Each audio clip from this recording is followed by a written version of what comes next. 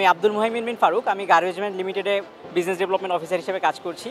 আমরা 2017 সাল থেকে বাংলাদেশে ওয়েস্ট ম্যানেজমেন্ট সার্ভিস প্রোভাইড করে আসছি।